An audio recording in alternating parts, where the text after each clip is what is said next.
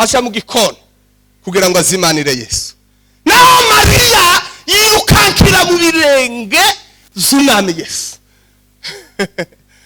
Nuko abantu bameze mu ikanisa, bamwe barahuze barimo barakorera Yesu, abandi barakunze Yesu bari munsi y'ibirenge byiwe. Uko twese hano turabakobwa babiri, ni Mariya na Marita gusa. Bamwe bari busy kabarako, kandi abaye bakora nibo bazabaja kuregana. Kuko uri munsi ya Yesu se hari ikindi kintu yo kwifuza. Ariko Marita arasabira Yesu we tuwabona mureke mbabwire imirimo yose y'Imana idafatikanyije urukundo dukunda Imana irarusha. Mwarushe ubundi umuntu urangwa no kwanga ibigaragaza no gutinya ibigaragaza aba afite ibintu bibiri. Cya mbere ni umuntu utarizeye Imana, cya kabiri ni umuntu udakunda Imana. Kuko umuntu wese ukunda Imana agomba kwemera kunyuzwa aho Imana ishaka. Kigaragaza kuko tukunda Imana twanga amajaribu. Banyamurenge bakunda Imana ariko bagera ku majaribu. Kandi kubera gutinya ibigaragaza nico gitumye abantu bose banebwa. Aho gusenga kwegera Imana bakaje gushaka babasengera. Tumbira dusome punguze gatoya. Dusome igitabo cy'Abakorinto, Korinto ba mbere,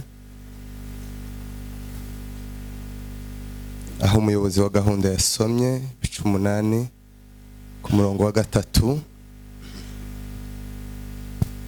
Haravuga ngo ariko ukunda Imana niwe uzakundwa nayo. Amen. Kongere dusome muri Yohana, ubutumwa bwiza kuko bwanditswe na Yohana, ibice 21 ku murongo wa 15 n'umurongo wa 16. Nuko bamaze kujya Yesu abaza Simoni Petero ati, Simoni mwene Yona, urusha abandi kunkunda? Aramusubiza ati, ye mwami uzi ko ngukunda. Aramubwira ati, ragira abana b'intama banje. Yongera kumubaza ubwa kabiri ati, Simoni mwene Yona, urankunda? Aramusubiza ati, ye mwami uzi ko ngukunda. Aramubwira ati, ragira intama zanje. Amubaza ubwa gatatu ati, Simoni mwene Yona, urankunda? Petero ababazwa nuko amubajije ubwa gatatu ati, urankunda? Nuko aramusubiza ati, mwami umenya byose, uzi kandi ko gukunda. Amen. Kongere turangirize muri Yohana, muri ico gitabo igice cya 14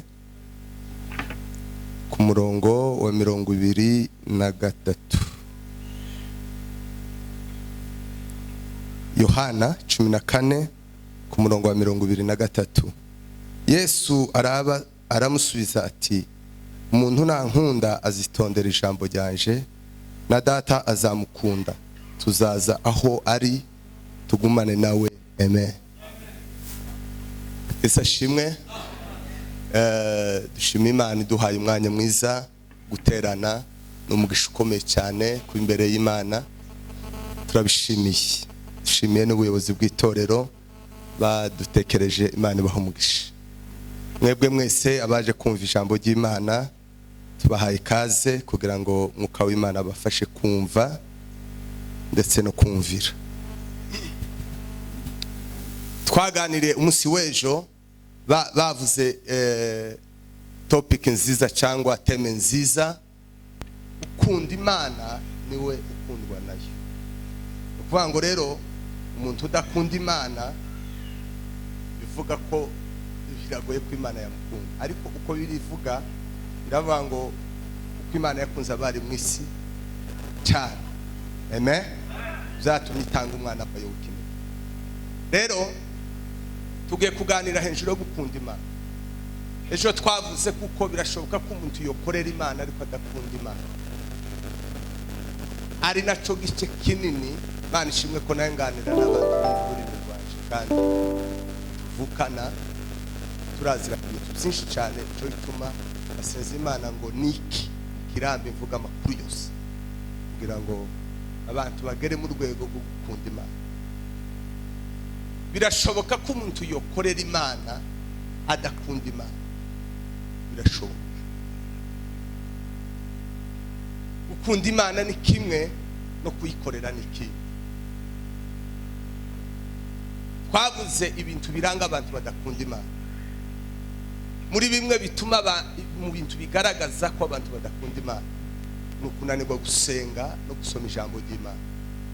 Kuko icyo ukunda ugiha umwanya, ukunda umuha umwanya. Abantu basenga cyane ntibahinduke, abantu baba mu nzu y'Imana ntibakure. Ni ikimenyetso cy'uko bamwe batigeze bakizwa, abandi ari abanyakamere. Ariko umuntu wese wuzuye umwuka w'Imana agenda aba mu bwiza, yinjira mu bundi bwiza, agenda abona Imana.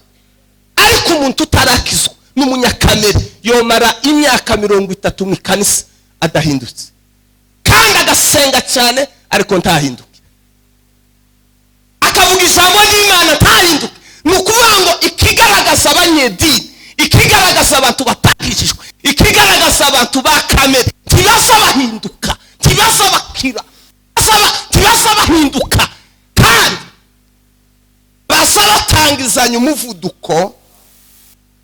Imyaka yayigenza bakagenda bashira. Niko tumeze. Abaririmbyi bagahaguruka ari abanyembaraga, ariko bagera mu rwego rwo kuja imbere cyane bakama bagenda bashira bose imbaraga.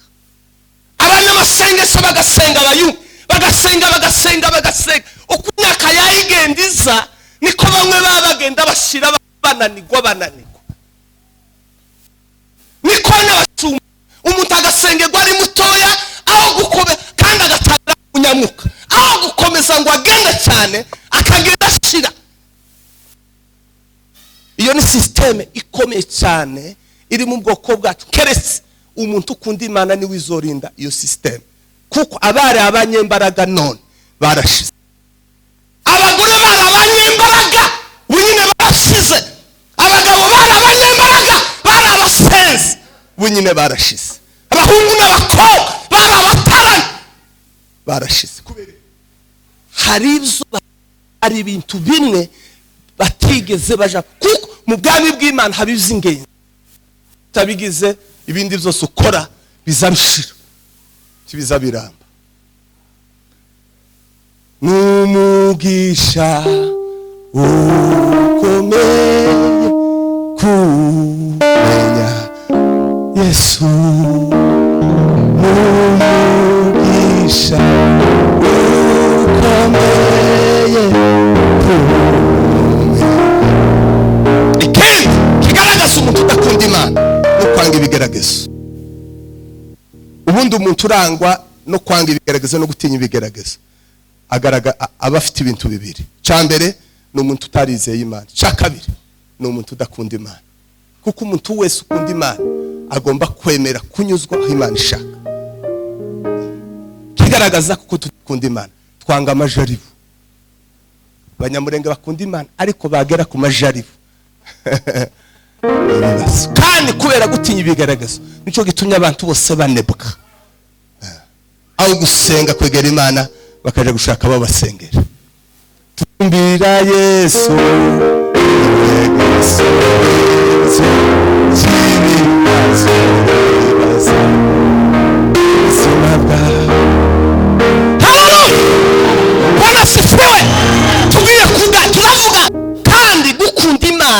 mu bintu bine bikomeye umuntu asageramo akabaho ubuzima tonebwe. Hari ibintu z'ingenzi iyo biri mu muntu ababana n'Imana niho duharanira kugera muri level, mu rwego udashobora gucogora. Niho abandi bageze, niho baharanira. Muri rimwe muri izo bine ni ugukunda Imana n'abantu. Zo bintu bibiri, kunda Imana n'abantu. Hano batekereje gukunda Imana, ariko ngiye kubabwira gukunda Imana icarisho, kuko Imana ntimuyizi, muranayibona kandi ntawo kunda icyo atazi niko twavuze ejo akunda icyo atazi ntawo kwizera icyo atazi igituma twa kwizera Imana igituma tudakunda Imana ntituyizi wo kwizera icyo utazi wo kunda icyo utazi gute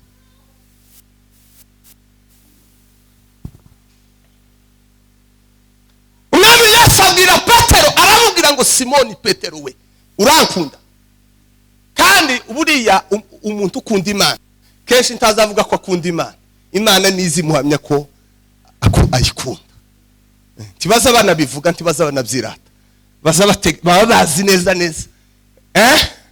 ko Imana ibakunda kandi Imana izi nabo ko ibakunda bayikunda umwami Yesu abaza Simoni Petero aramubaza ngo Simoni urankunda reka naje kubaza kino kibazo ese ukunda Imana Imana izi kuyikunda Petero aramubwira ngo nukuri uziko neza gukunda yari yarahetse gukunda Imana Petero yari yarakunze Imana aramubaza ubwa kabiri Petero urankunda ndagukunda amubaza ubwa gatatu ngo Petero ngo ararakara aramubwira ngo uzi byose kandi uzi neza ko ngukunda uzi byose rero iby'Imana ntabwo ari zo kwiratana iby'Imana sizo kuvuga ngo wewe oya nizo Imana ubwayo niyo dutegereza ko iduhamya amen Imana ugomba gusenga ugomba kwegera Imana ugomba gusabana n'Imana mu rwego Imana iguhamya ko uyikunda niko yabwiye Abraham yaramubwiye ngo Abraham reka guhera none menye neza ko ubaha Imana gukunda Imana bingana no kuyubaha hello turi kumwe tegere kino kintu cyane rero muri rimwe abantu batuma bakora ibyaha igituma abantu bagenda mu bihe by'integeke ni ikimenyetso cyo kudakunda Imana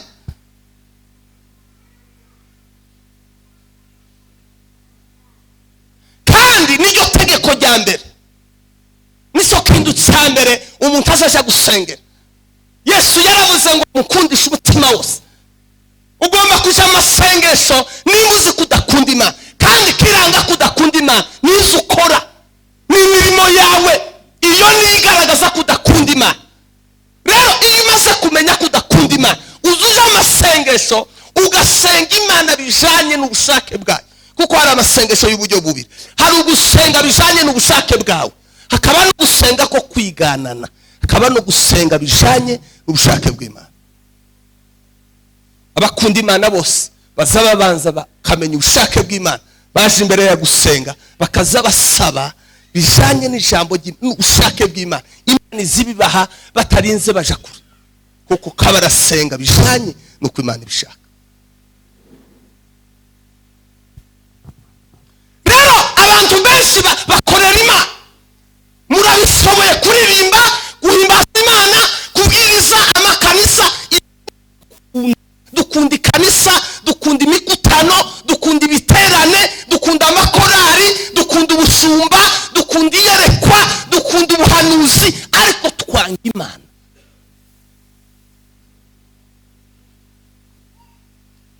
amen tumpe Bwana utukufu ariko uyu mugoroba Imana iragukeneye ikeneye kuyikorera Imana ndishaka ko yayikorera ntabwo Imana yabahamagare kuba abakozi Imana yaduhamagare kuba abana umwana iteka mwaba azakora bihembwa ntabwo azakora ngo ategereje umushahara abakunda Imana bose iyo umuntu yageze mu rwego rwo gukunda Imana aba yarahindutse umwana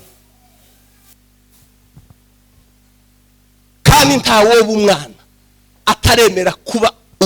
ataremerera umwuka wera kuyobora ubuzima bwiwe kuko biravuga abemera kuyoborwa n'umwuka wera bose nibo bana b'Imana rero kugera uba umwana w'Imana n'urwego udasabwa rwo kuva umwuka w'Imana no kumva biguhesha guhinduka umwana w'Imana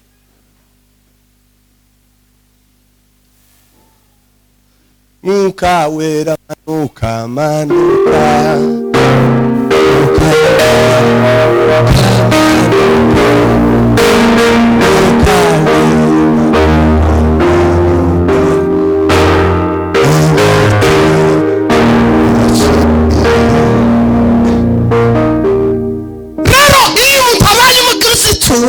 abavuse iyo umwana avuse ntazajya umutsima abakeneye ngo aregwe abagere aba umuntu muzima.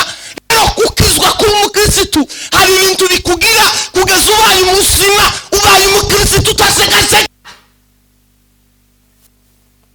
ariko mwebwe mwirukanke mwikorari, mwirukanke mu buhanuzi, mwirukanke mu bindi, timushakirize agaciro, timushakire igira umutuku w'umugabo, timushakire igira umutuku w'umukirisitu. None muzobishobora gute mudafite ibiranga abazima ba Kristo? Kandi mureke mbabwire, amen amen, turi kumwe. Ubundi umuntu agira ibice bibiri, agira igice cy'umubiri akagira n'igice cy'umwuka. Wewe mu mwuka ni uzuhura n'ibigeragezo n'intambara, none bikaza kugaragara mu mubiri. Iyo uri umunyambaraga mu mwuka, uzuneshereza mu mwuka ukagwanira mu mwuka, iyo ibigeragezo bitaba n'abadayimoni tutazi iyo baba n'imigambi n'iyo bazabatse tutaza tume iyo mu mwuka semeneme iyo mu mwuka. Rero benshi bitaye kuri bo w'umubiri bakirengagiza kuri bo mu mwuka.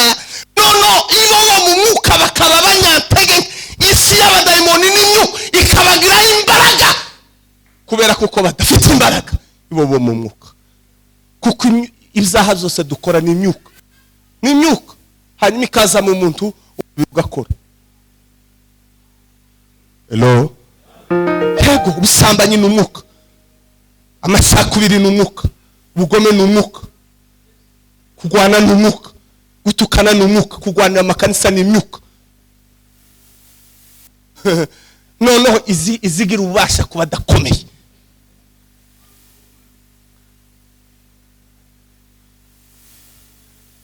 Rero iyo mudasenga Imana, iyo mudasoma ijambo ry'Imana, timwomenye Imana mudasoma ijambo ryayo. Niki kiza kibamenyesha Imana? Wewe urukundo rwawe rushingiye he? Kwizera Imana kwawe gushingiye. Ubundi abandi bizera Imana. Eze twaravuze ngo ikindi kiranga abantu badakunda Imana batizera Imana, iteka ryose bahuza Satani mu kanwa n'abapfumu n'abakonikoni n'abadayimoni n'abarozi mu kanwa kabo. Ariko abantu bakunda Imana bizera Umwami Yesu, Satani nta mugabane tugigitanye, nta sano. Ndavuga Satani ari he? Ndavuga abarozi n'abadayimoni bari he? Tidufitanye isano. Izo uhora uvuga n'ibyo uhora ubona nibyo bigira imbaraga mu buzima bwawe, mu bwenge bwawe n'umutima wawe. Ibyo nibyo biza biguhahamu, uko abantu bahamuwe n'abadayimoni kandi bazi ko bafite Imana yari Yesu. Nka kwa ko icyo akazagira inka agakena amatera, nibyo siko baka umuntu agatunga inka 50 ariko agakena ihuzu, agakena inani kostime yose, agakena ikirato. Ese uwo ni umukire cyangwa ni umukene mu mutima? Tazi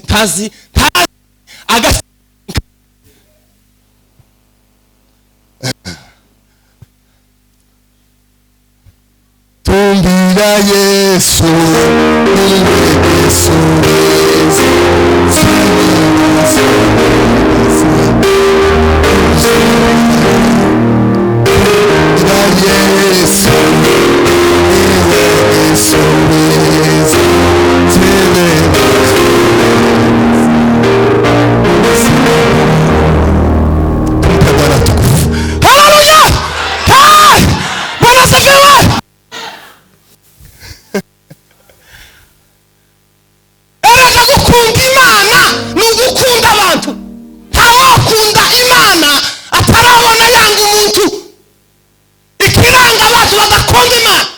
umuntu wanga umuntu.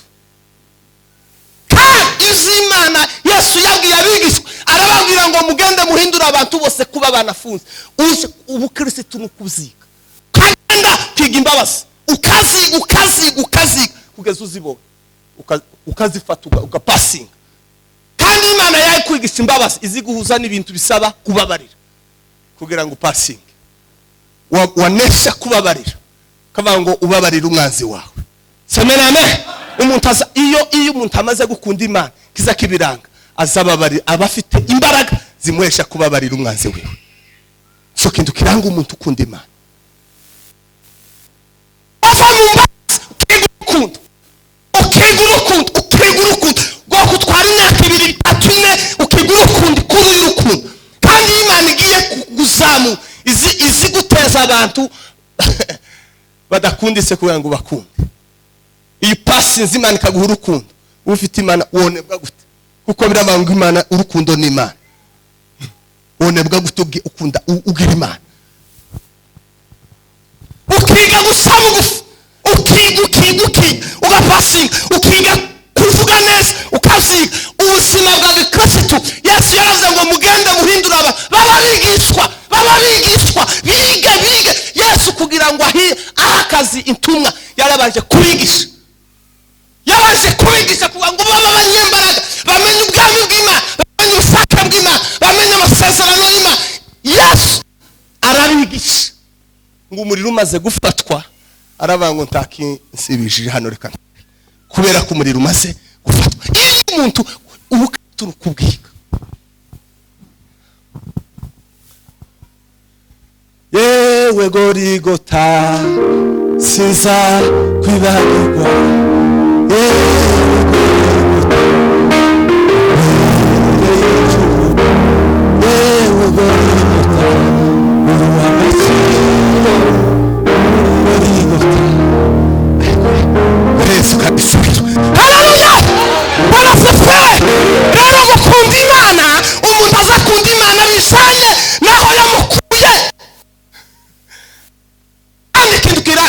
abantu badakunda Imana tubacira urubanza abanyantegenke n'abanyabyaha. Nico kintu kiranga abantu badakunda Imana, kuko Imana ikunda abanyabyaha kandi nibo yaziye. Ikiranga umuntu utarakijijwe nikiranga umuntu udakunda Imana no gucira urubanza abantu batarakizwa n'abasubiye inyuma, kuko ntaba afite kamere y'ubumana nivyo mubamo. Ico kiranga ko mutakijijwe.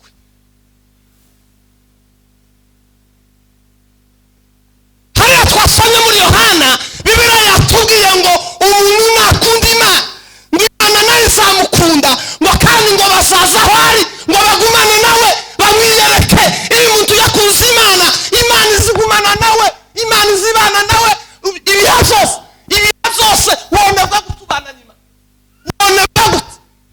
Imana ikeneye kuko muyikunda, ikeneye ko muyikorera, ikeneye urukundo rwayo. Kuko umuntu wese ukunda Imana tiyoreka kuyikorera, ariko umuntu ashobora gukorera Imana adakunda Imana. Urugero rw'abakobwa babiri Yesu yasuye mu rugo rwabo, Mariya na Marita. Marita yirukankira mu gukorera Imana aja mu gikoni kugira ngo azimanire Yesu, naho Mariya yirukankira mu birenge z'Umwami Yesu. Nuko abantu bameze mu ikanisa, bamwe barahuze barimo barakorera Yesu, abandi barakunze Yesu bari munsi y'ibirenge byiwe. Uko twese hano turi abakobwa babiri, ni Mariya na Marita gusa. Bamwe bari busy kabarako, kandi abaye bakora nibo bazabaja kuregana. Kuko uri munsi ya Yesu se hari ikindi kintu yo kwifuza. Ariko Marita arasabira Yesu wetu mureke mbabwire imirimo yose y'Imana idafatikanyije urukundo dukunda Imana irarusha. Mwarushe kuririmba muri cyane, so tuba abandi barushe gusenga barananirwa barisara, abandi kubizo mwakoze zose mwabikoraga mudakunda Imana. Imirimo yose y'Imana mudakunda Imana mukora mudakunda Imana izirusha. Sinzi. Amen. Twongere kandi turire. semeni amen. Mbabasize n'urukundo n'ibyo tudashira zatubwira n'izere ibyo mvuze bizasohora. Mbabasize ibyo bituma tudashira zatereza n'izere ibyo wakuye bizasohora.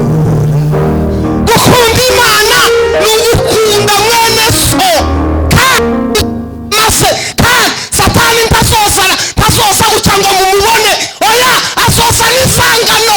Abantu bagwarira mu ikanisa, abantu bangana ngo nta mukristo ndabona ino muri Bibiliya uzunanirwa kuramusa undi mukristo mwene se tawe, ariko mwebwe timuzamuramukanya bitewe n'ubugome mugirana.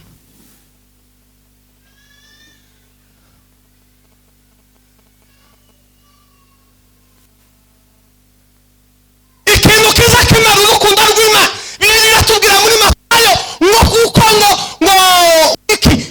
ngo ubugome busiyongera, ngo urukundo rw'abenshi rukonje. Ikintu kiza gikonjesha urukundo rw'abenshi ni ubugome bwagwiriye. Iyo ubugome bwagwiriye mu bwo urukundo rwarashize kubera ubugome mwagize bwinshi. Tubanze dushamburiye ubugome mu izina, dutere haleluya, dushamburiye. Haleluya, haleluya, none se ubugome buzabuza cyane, buzabuza mu bana bakakugomera, bakagutuka, bakakubwira nabi, bakeneye ngo urukundo rukurimo nawe rushize. Iyo rushize utayima ubaye nkabo. Ibyo bibamaze suko mutazi gusenga, suko mutazi gusenga no gusoma ijambo ry'Imana, ariko ibibamaze ni ubugome. Uzabumara urukundo, kandi urukundo rushize mu muntu abatakaje Imana, takaje Imana, takaje Imana. Mwuka yigeze kumbwira n'ejo narabivuze, arambwira ngo ukomeze kunesha umwanzi wawe iteka ni ukumubabarira, kumubabarira. Nukenera kunesha umwanzi we, kandi iyo nanezerewe ngaheka, kanezerwa ngaheka, kuko nza mpeka, nzanezerwa kumva ko mpetse. Iyo mpese nza nkora ibintu bitatu: nza nsabira umugisha umuntu wese wangiriye neza, cyakabiri nza nuzura imbaraga zo kubabarira n'umuntu kujya tuza twongorerana. Birashoboka siko bimeze, mukama muganira muri nk'abantu kababiri mukavuga nk'umuntu, siko bimeze kandi atari kwa ubaya. Iyo nanezerewe ngaheka, ndava ngo Mana ubabarira abantu bose bose. Ikindi cya gatatu, nza nsengera umuryango waje.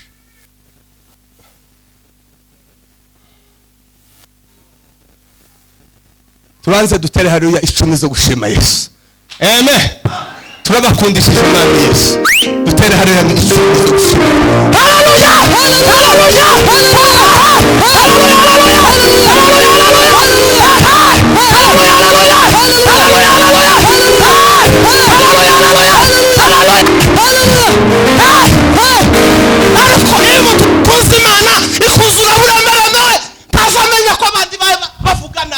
Azabona abantu bose babavuga neza, kuko ejo twaravuze ngo umugogo ni uzo wereka undi igitose.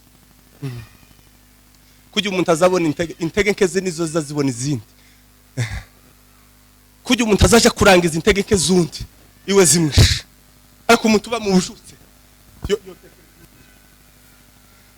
abari busy abatakaza Imana, abatakaza ubwiza bw'Imana.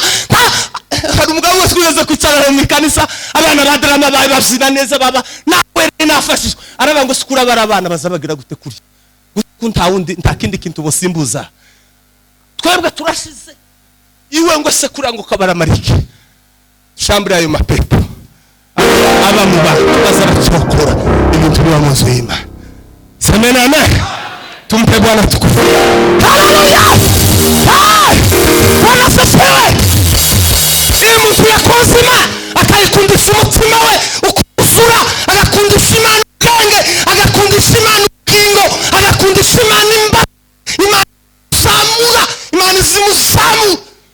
imana isi muzamura mu isi yo mu urukundo ni igifaru mu isi yo mu mwuka. Umuntu wese ugira urukundo adayimoni zagegera abakomeye abafite kamere y'ubumana. Kurukundo ni kamere y'ubumana. Nico gituma abana b'Imana bose bagomba kuba bafite kamere y'ubumana. Kandi mureke mbabwire kujya abantu bazavanga nkundaba ariko nanga abangaba ni ubugome bukuzuyemo. Urukundo ihabamo ibice. Subiremo kuko birava ukunda ababakunda gusa muzashimwa ngo kubona bisi nabo ngo babakunda. Amen. Nukubango rero iyo umuntu avuga ngo nkundaba ariko nguriya muntu ndamwanga ni ikimenyetso kuko ugira umutima w'urwango. Kuko nta mutima w'urukundo wubamo igice ngo umutima umwe uruhande rumwe rukunde urundi rwange. Bivuga ngo uri umugome wogu imbuga itawushinja abantu. Uri umugome. Reka tugamburiye mu izina rya Yesu. Dutera tugusambure ugende kumenya Imana. Semena amen. Dutere haleluya mu izina rya Yesu. Haleluya! Haleluya! Haleluya! Ifatu mantamugisha umugome ubaho. Mwari mwabona umugisha umugome ubaho. Habaho umugome akabaho n'umukristo. Nta musabanyi nta n'umurozi w'ubu. Mwari mwabona umutukanyi umukristo ubaho. Oya, habaho umutukanyi akabaho n'umukristo. Umwuka yigeze kumbwira ngo aravuga ngo kugeraho umuntu aba umukristo niyo level ya nyuma iheka yo gusana Yesu. Kugera mu rwego witwa umukristo. Ubundi kirazira kwita umukristo. Nabandi bagomba guhana kuri umukristo. Kandi umuntu agera muri level yo kwitwa umukristo asana Yesu.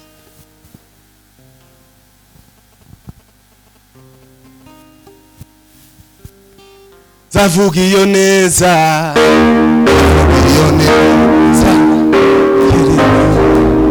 Zavuga iyo neza. Zavuga iyo neza. Zavuga iyo neza.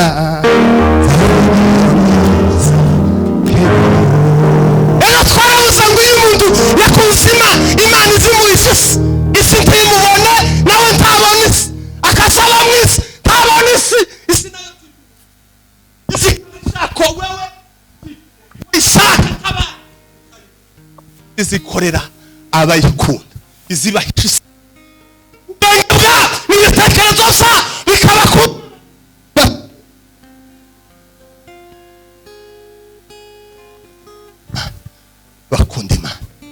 bakunda Imana haruko basa. Abakunda Imana haruko basa. Abakunda Imana haruko basa bakora.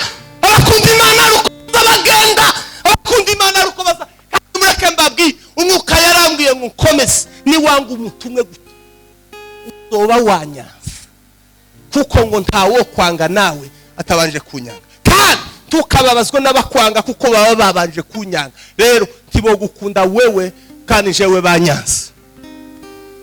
Abantu bose bafite Yesu bagomba kumuzira uko Yesu yagenjereje. Abamufite niko bagomba kugenzereza. Tigeze akundwa n'umunsi numwe ariko mwe mukene ko babakunda. Tumbira Yesu niwe Yesu tumbira Yesu niwe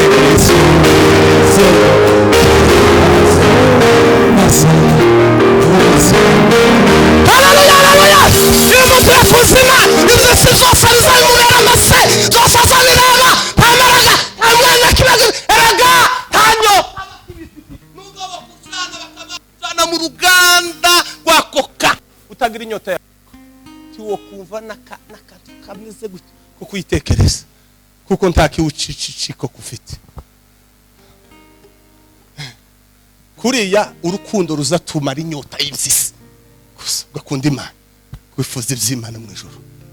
Urukundo niko ruza rusiba inyota y'isi yose kuko izaha zose dukora tubikorera mu bantu kandi kubera kudakundana kuko ntawo tukuwakunda ntawo sambanya wakunda ntawo kucira wakunda ntawo rugu wakunda ntawo gambana wakunda ntawo kwifuza wakunda ntawo gwanya wakunda, ntawo vuga nabo wakunda. Igituma dukora ibizaha zose nuko nta rukundo rutubamo.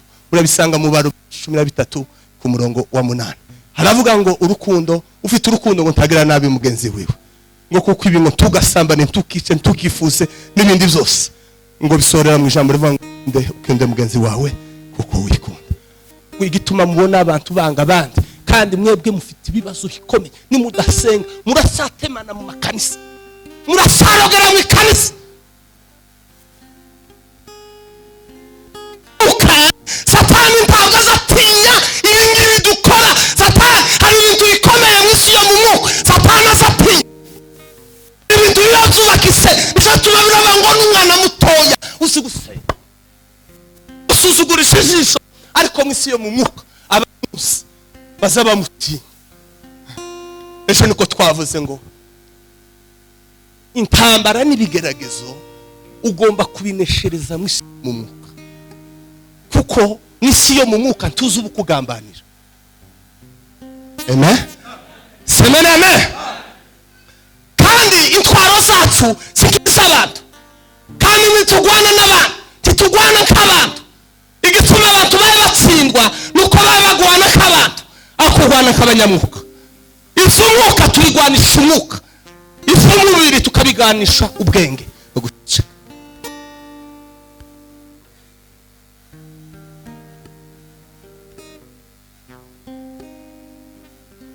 Bituma rero abantu baba mu mwuka baraziranye, basabanyembaraga, basabanyantageke. Kubereka wowe nyine uzuroga, kubereka wowe gabana, kubereka wowe ugira ushari, kubereka wowe ugira umutima mubi, kubereka nuko ntamba wewe mu mwuka ntawubaho. Abadayimoni baragufite, baragusoboye.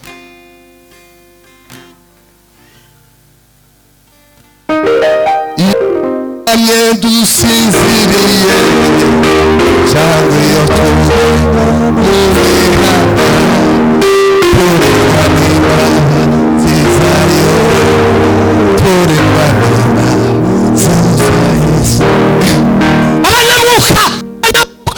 abanyamwuka abanyembaraga, abanyembaraga n'abandi banyembaraga basagwanya mu mwuka mujya inyama mutatetse bandi bakarara basambana. Muzi ko ari abagore bagira abamari de nuit, hari n'abagabo bagira abafamde nijoro barara basambana, abandi barara bajya inyama batasi.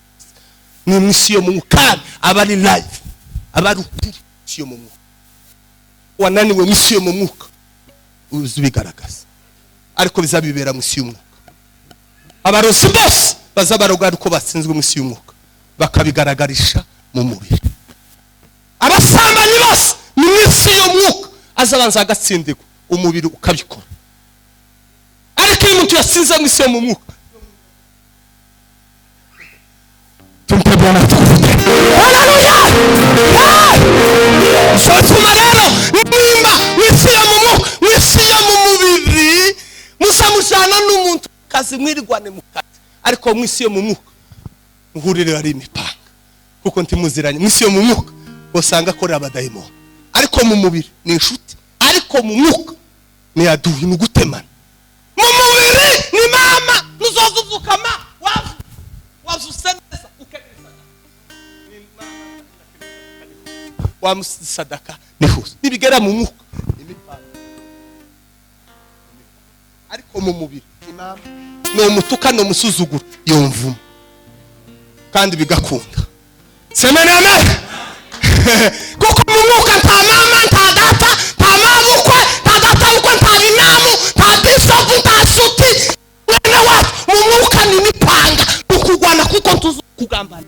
Kandi umwuka arabo kujya umuroza azaja mu bijombo avuye hano mu mwuka, ngo niko n'abakristo mwisi yo mu mwuka gw'Imana zibakoresha mu myuka.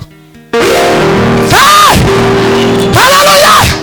Mukuri nisawutuma rero iyo umuyobozi yagiye kuroga aba yagiye mu kazi, hari ahantu aba yatumwe iyo mukitagiye gusa nabo bagiye mu kazi, hari ahantu Imana ibigiye kumutuma mwisi yo mu mwuka. Kandi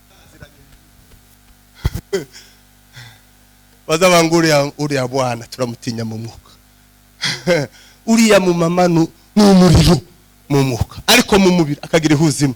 ariko mu mwuka igikupe intwari ikomeye batazabegera. Banasifiwe gukunda Imana isoga Imana isabana nawe kandi gukunda Imana nukuyegera erega reka mbabwire ikintu kimwe uko umuntu agenda asabana niko agenda amukunda uko agenda asabana n'umuntu niko urukundo rwiwe nawe rugenda ruza. Rero gusenga no gusoma ijambo ry'Imana nizo biza ndi Imana uzisoma ukayisoma zango ejo ukuntu umuntu aza seka ari kuri chat kuri telefone umwe ari muri Amerika undi ari hano ama message umuntu agaseka niko n'abakristo basoma ijambo ry'Imana kuki baza baseka bakagagara hanyuma izishimo bikameneka mu mutima kubera ko yasomye amakuru. Abantu bose bakunda ijambo ry'Imana baza basoma gucyo bagaseka bakagara Imana ikavuga ngo ndaje we sekeje umukomeza utera haleluya utera mirongo y'isi mugenda mukunda semena haleluya haleluya haleluya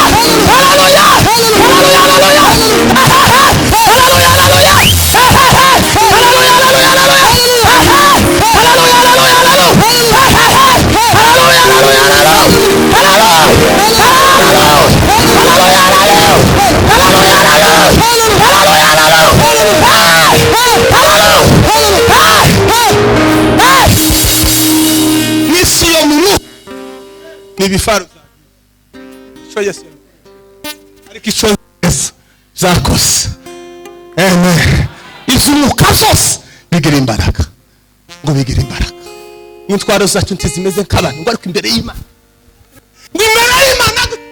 ngo zigire gute ngo zigire imbaraga. Erega no guseka mu mwuka ni igifaro cyo gusenya umwanzi wawe erega kubabari ukamwenyura gutya gasekera kugira nabi nisiyo mukani n'intwari tayubaye mwebwe ntimuzi n'intwaro z'Imana mu ntwaro z'Imana habamo guseka sekera wakugire nabi kugira umuseke umukubise kompura zibiri agapfa. Tumbira Yesu iwe Yesu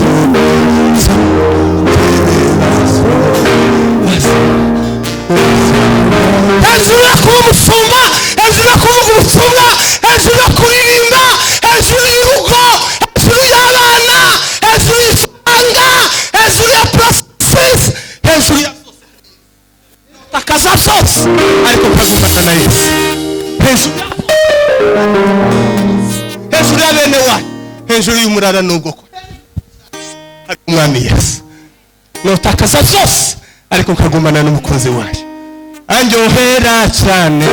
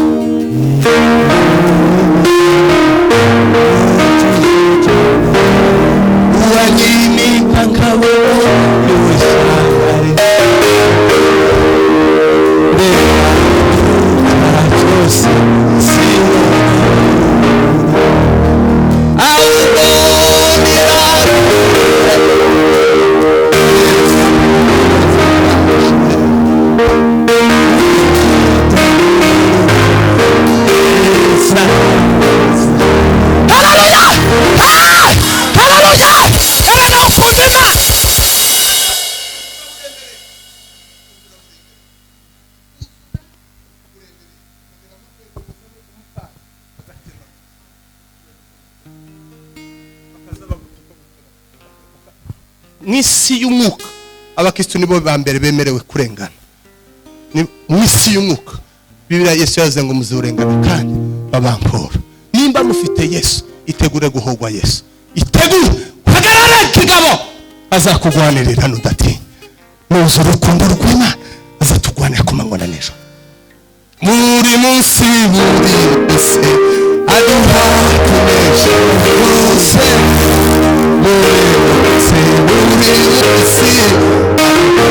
mutu yakunze Imana izora mugwanira kandi naratanga uzukunda Imana ikabona kukenya amahoro kayaguta ya sasa wayegera ukabona ko mu rugo rwawe hari ibitero byinshi hakeneye umutekano, bigatuma abantu bagucungira umutekano.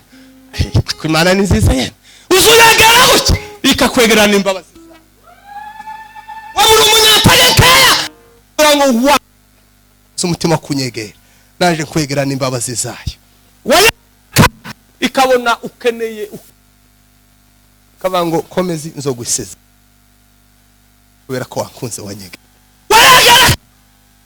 Kabona we n'utugwara tuba tugusumbuwa cyane, wayegera gukikago zikenera ngo uyegereye wese agira amahoro kandi atekana. Kandi umuntu wese ukeneye ngo Imana izo mubere gisubiza ibihe byose azayegera yikunde gusa. Imana izimugwanira kamuneshereza atabifitemo uruhare. Buri munsi aduha kumenya ndetse buri munsi turatera ibisano zigufasha kuja mu mbaraga nawe. Imana igukeneye ngo na kukuru umunyembaraga imbere ese n'uwagacira imbere y'Imana. Muri bimwe Imana tavuga umuntu tanga umuntu yarangwe ngo se nkunda, ngo se uziko ngukunda kurusha abandi kuwo wanga.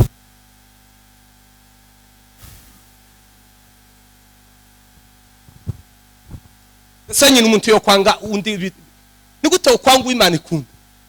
Sinikazi bure mwangirike kandi umwuka yarangi ngicyo umuntu abiba cyazasara. Iyo umuntu abibse gutukana guke zabutuka. Abantu benshi ubu nyine baba batukwa bigeze gutukana. Ese yabibse cyazasarura. Iyo umuntu abibse urwango buzabuca bakamwanga. Iyo umuntu aga nawe buzabuca bakakugamba. Iyo tutse umuntu nawe abana abantu bose bagenda batukana abana murindire bigire haruguru bose bazotukwa, bose bazatuka. N'abasenga babasenga bakagenda batuka abana mu minsi mike bazabatuka kuko umwuka w'Imana ntiyo bagutuka. Wose umwuka w'Imana ngo uzukora ibintu bitatu, uzuduha ngo n'uwimbaraga, cyakabi uzuduha kwirinda, cyagatatu ngo n'urukundo. Abantu barangwa buzura umwuka w'Imana. Ikiranga abantu buzuye umwuka w'Imana ibintu bitatu, nabanyembaraga, cyagatatu bagira kwirinda, cyagatatu bagira urukundo. Murabisanga muri Timoteyo wa 2 gice cya mbere ku murongo wa 7. Haravango kuko umwuka w'Imana Imana yaduhaye si umwuka w'ubwo, ni umwuka w'imbaraga, ni umwuka wo kurinda, ni umwuka w'urukundo. Ikiranga abantu bose badakunda Imana, badakunda abantu, nta mwuka w'Imana bagira. Kujya umuntu wese wanga umuntu ikimenyetso cyuko nta mwuka w'Imana agira, kuko umwuka w'Imana mu muntu tiyo kumwemerera ngo yanga undi muntu, ahubwo umwuka w'Imana azaduha gukunda abanzi.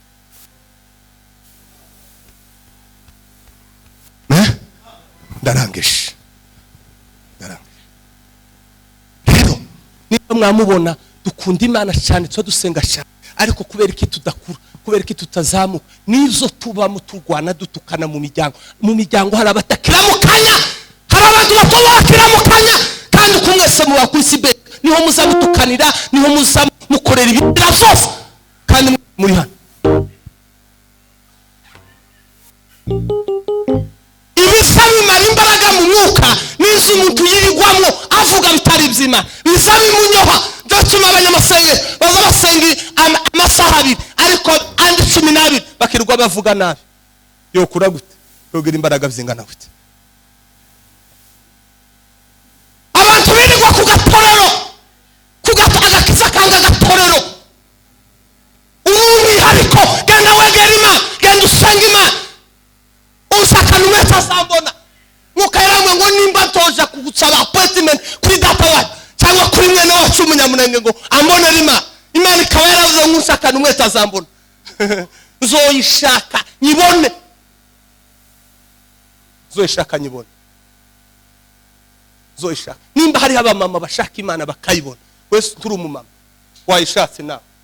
Nimba muri abahungu mwamushaka Imana, mureke mbabwe hari systeme zitatu zikomeye cyane mu bwoko bwacu. Systeme ya mbere ikomeye cyane n'ubukene.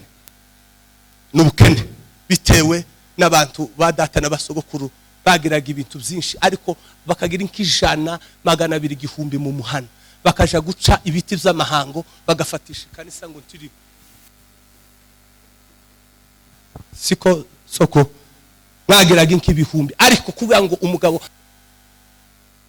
bakaja guca amahango siko bimeze, bagafatisha imbavu z'ikanisa ntiriko amanjanja akaguruka ibibuga by'ink'ibihumbi kuriya kurango timugire ngo icyatubabaje nuko ziranka zitakoreye Imana. Kandi nimudakoresha Imana mu bushobozi bwayo muzobigura ibigirwamana. Abantu bunyine kabarafata akagurisha inzu bajya kugura ikigirwamana. Imana ishimwe ko yaduhaye abashamburizi bazaba bahomze. Kandi aho gutanga igihumbi mu ikanisa wogenda ukakijya amabenyi kigashira kubera kudakunda Imana. Muvumo kumuraseka ni ikintu giteye, ni system abanyamurenge bose abo bari barakenya kugeza umuntu uzasenga Imana akubahisha Imana ubutunzi bwiwe, Imana ikamukiza nkawe akaja hejuru ya system. Cyakabiri ibigirwamana, uburozi n'imiryango yose n'imirara yose. Kandi uzosenga wenyine niwe Imana izorokora kawe uburyo system yubakitse nuko nguko. Anjewe ndi umurozi ngomba kunaniza umugore wanje kugeza nawe abaye kanje. Nimba umugore arose umugabo ari umunyembaraga agomba kumushinga kugeza nawe abaye kawe. Iyo niyo system siko imeze. Cyakabiri aba bashayi bombi yo bananiwe kakunaniza aba niyo system. Nimba tuvuka turi bane kugeza bananiwe, mukeba bananiwe ahabwa inshingano zo kunaniza bakeba biwe. Nukuvuga ngo nta hantu muzogihungira. Ni system yubakitse ikome nutaroga amanya na waroge. Aho shaka abihega umukazana cyangwa abihumukwe bigeri wawe kumva system chamburi bunye. Umuntu uzokira iyo systeme y'ibigirwamana n'uburozi ni umuntu wegereye Imana, Imana ikamukiza nkawe yamugirira neza kamuzikizanya nabiwe. Semene amen. Ariko abantu batazosenga Imana abo bantu bose Satana bafite imbaraga zikomeye cyane. Timugire ngo abaroze ngo barishimye, nizere kwiboka bari amabumva barozi uburyo bigoye mu muryango. Sivyo kabarabyumva ibo bazi uko ibi byose naye mvuga barabizi. Ariko tubanze dushambure twice nka 500. Semene amen. Duhaguruke dusenge dufasha abadayimoni dutwishaye.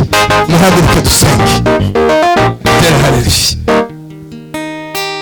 Umbera Yesu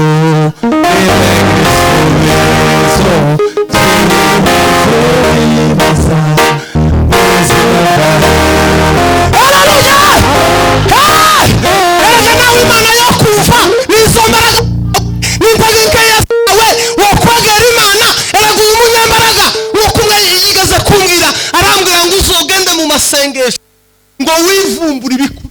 Naze gusanga umuntu ari mu butuzi bw'ibyo. Iyo umuntu yayegera Imana azavumbura ibimutu mubabo Imana yashize mu buzima. Ukumuraba atunze nyembaraga kumenya umugambi w'Imana ku buzima bwa, ukamenya ubushake bw'Imana ku buzima bwa, ukayegera ibizo yagushizemo biteye ubwo. Uko afite intwari batiza ariko kwegera Imana manze kavumbura umunyaga mukoze ariko ni mudasenga muzoba mu ikanisa mu ikintu umwuka azakorera abantu banebweye mu ikanisa tibazababona umugisha wo muzu y'Imana, basaba mu nzu y'Imana. Kandi Imana ntizibikana mu ikanisa giye ariko ngo ntago ngo uzabona ngo zo mu nzu yanje. Niko yabwiye Eli, iramubwira ngo musiza zose nzagira neza ubwoko bwanje, wewe uzobibonera mu mubabaro. Nico kintu Imana umuntu yisezima umuntu yabaye Imana akanebwa ha Imana ntizimukundira ko ava mu ikana. Nubundi iyo tuza kubona iyo tuje tuba twaravuye mu ikanisa ariko tawo tuje muraja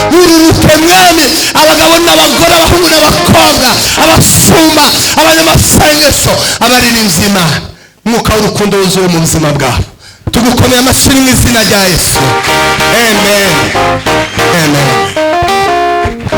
amashyi ijambo ry'Imana twongera amashyi ijambo ry'Imana haleluya